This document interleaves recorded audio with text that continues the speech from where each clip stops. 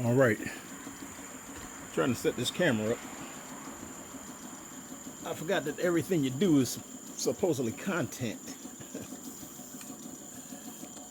For me, I just get to work. I'll be thinking about this. But other than that, I'm hoping the camera is over this overhead shot. So what I'm doing is, this is my compressor. Something's going on with this motor right here, so I'm gonna remove this motor and take it off and bench test these capacitors. I could do it on here, but I don't want to, I'm gonna just replace the motor, take this pulley off with my pulley puller, because I don't want to keep trying to spin this thing and it won't kick back on when the pressure goes low. So I don't actually know what's wrong with it, but I know that the motor is real hot and it's smoking and it won't restart. So it might be one of these capacitors, but other than that, I'm gonna bench test this thing off the mount and just replace the motor. I got another spare motor, I just replace it, and I gotta fix this cord right here. Shout out to the person that gave me this compressor, because it wasn't working, but I can get it to work. Y'all stay tuned. I gotta get some wrenches.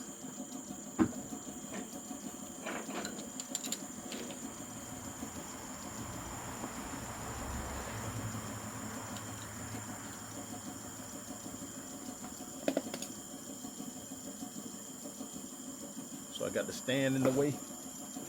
I can't pull my cart close to me. So now I gotta go around things. Anyway, I want my sockets to be within reach. So I'm going around the tripod. So what I'm gonna do is just find the right socket, feeling it under here,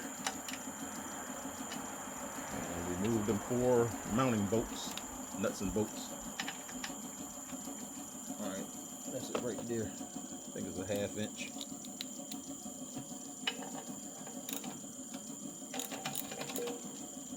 I took the guard off.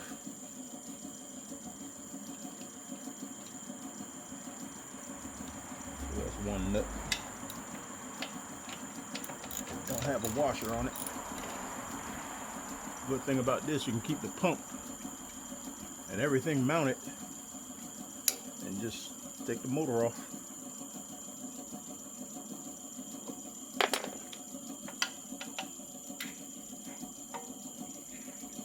Just gotta feel your way and reach under this thing.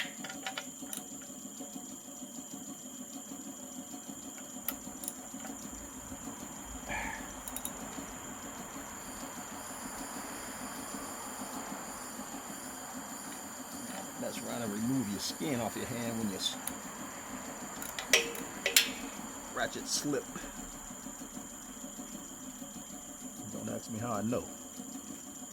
You can come out bleeding like a slaughtered hog, man. Right there. I just scrape my hand on the bottom of the nut that I just took off. The bolt is protruding. All right, so that's all 4 nuts. So this thing should just, see, it's loose, but this thing is real hot. I gotta get my gloves on because I can't handle it.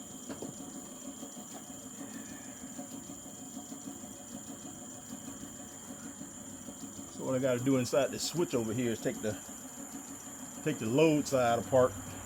I'm gonna leave the line on, I guess, because I'm gonna have to splice that cord, because they put a janky splice on there. You see, that's where I cut myself doing my floors on my trailer.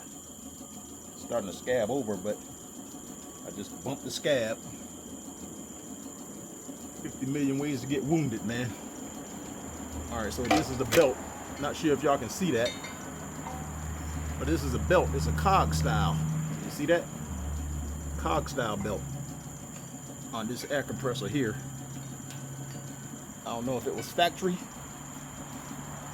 but you gotta keep these pulleys matched up for the right size belt. And this compressor is a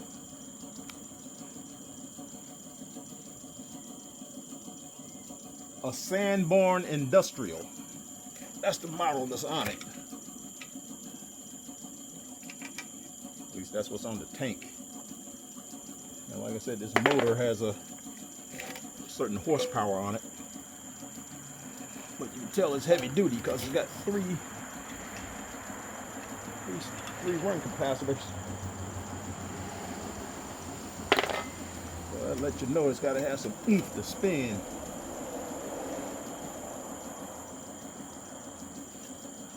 I mean, see, the motor actually spins free.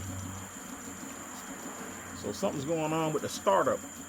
So something's going on with these capacitors, because this motor, it'll spin, and it turned the thing properly after I spin it and kicked it, but it just won't restart. So I gotta see what's up with this motor. All right, so see which wires.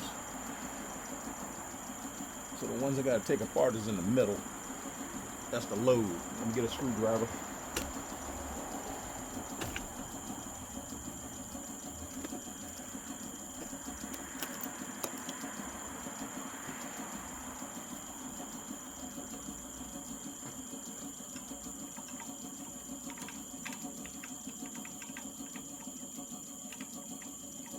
I know y'all can't see this because y'all are on the tripod. But all I'm doing is trying to remove the load side wires going in this MC cable.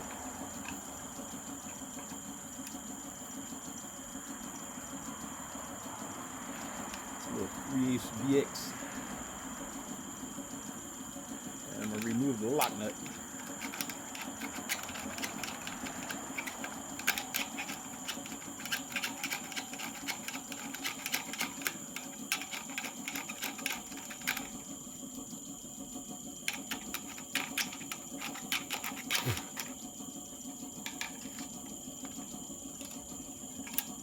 Moving the wires out the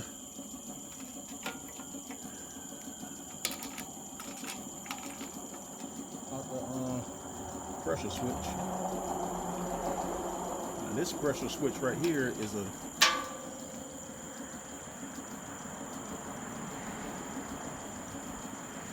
works off of air pressure with an adjustable thing on the spring here. So like I said, ladies and gentlemen, this is the motor, heavy duty joker. It's a 220 single phase motor. You see it's only got 2 wires going to it. But like I said, I'm pretty sure the thing, it runs. Something's going on with these capacitors. So I'm gonna order some capacitors and just, I'm gonna test it off the scene and order up some capacitors and see if that'll get it back in service.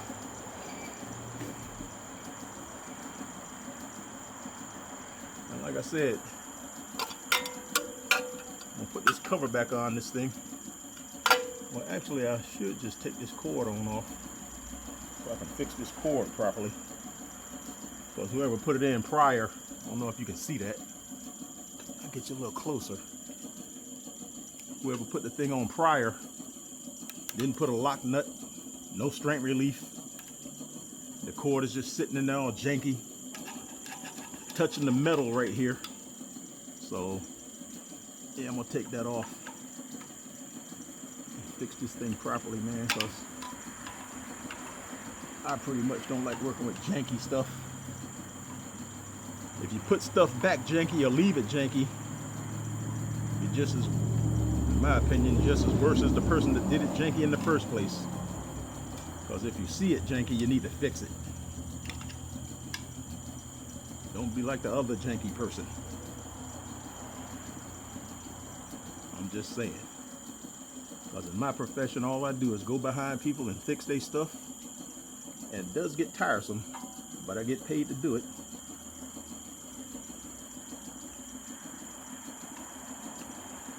Like I said, everybody knows a guy, and they want to be a cheap person.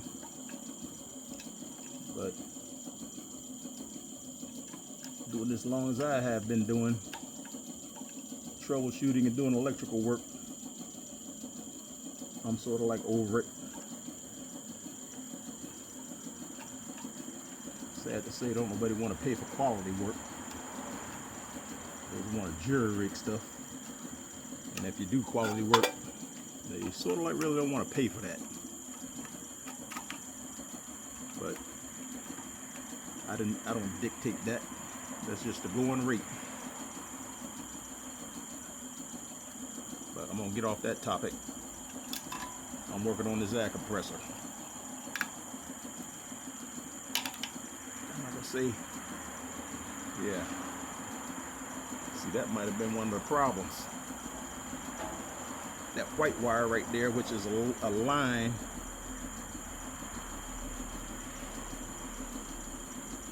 That's probably what was wrong with the thing. I'm gonna test this before I put it back together. That's probably what was wrong with the thing. You can't see it, but it's raw. It was probably sitting on that bare metal. And that's why it was kicking off and shorting. But I'll just direct wire straight to the motor and plug it in and see what it do, if the motor will run properly. And that'll let me know if it was grounded out on this thing, smoking because it was only working on half the voltage. And I can show you right here. You see that right there? That's the raw wire right there. And I'm thinking it was just sitting on this metal right here, or it had sliced into the wire right there, and it's probably was grounding out, tripping that breaker on the motor, kicking it off because it was touching that metal. I see somebody jury rig this thing, but once I fix it, it'll be good to go. You know what I'm saying? You just gotta look at stuff. Now I'll show you real quick on this cord. This is the way they spliced it. From this HJ cord into a piece right here, and then down into this thing. Tell me about it. But anyway, we're gonna fix this thing right and go from there, and put all this mess right here behind us, and you'll have a safe air compressor. All right, appreciate y'all watching. Like and subscribe, and I'm gonna catch y'all on the next one. And I will be showing y'all this thing working properly, because like I said, this motor spins. It's full of lube in there, oil in the crankcase. So all this it wasn't an electrical problem. It was a motor running problem. So you got to diagnose everything, man, and see what the culprit is.